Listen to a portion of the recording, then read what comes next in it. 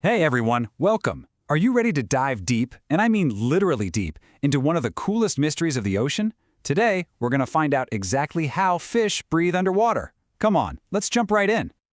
Hey there, my little scientists. I'm Mr. Saad Wasel, and I'm going to be your science teacher today from Al-Shaheid Mosaad Al-Halaby Official Language School. I'm so excited you're here to join me on this awesome science adventure. Okay, so think about it. For us humans, it's pretty simple, right? We just take a breath of air using our lungs. But what about fish? I mean, they live their whole lives underwater. How on earth do they breathe? They can't just pop up for a breath of air. So, what's going on? Well, get this. They have a secret weapon. It's this super special tool that's made just for breathing in the water. It's kind of like their own little superpower.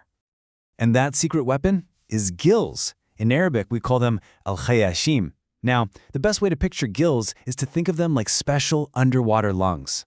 If you look closely at a fish, you can usually see them right on the sides of its head. So, you're probably wondering, how do these amazing gills even work? Well, it all happens in 4 really simple steps. Let's break it down. Step 1 is water in.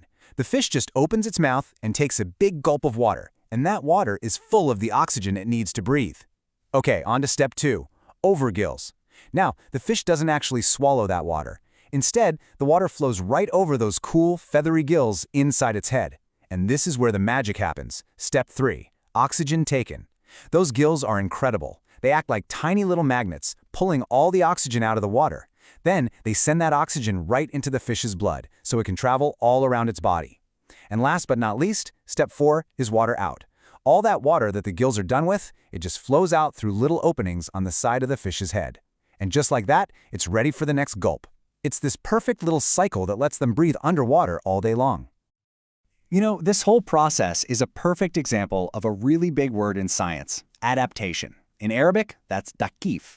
All adaptation means is that an animal has special features or tools that help it live perfectly in its home or its environment. So, let's put it all together. Fish are perfectly adapted to live in the water, right? They use their gills to get oxygen from water. And what about us? We humans are adapted to live on land, using our lungs to get oxygen from the air. See? Different environments, different but equally awesome ways to breathe. So there you have it. That's how a fish breathes. But gills are just one tiny example of all the amazing adaptations in the animal world. So I have a challenge for all you little scientists listening right now. What other incredible animal adaptations can you find? Keep your eyes open, always ask questions, and never stop exploring. Thanks so much for learning with me today.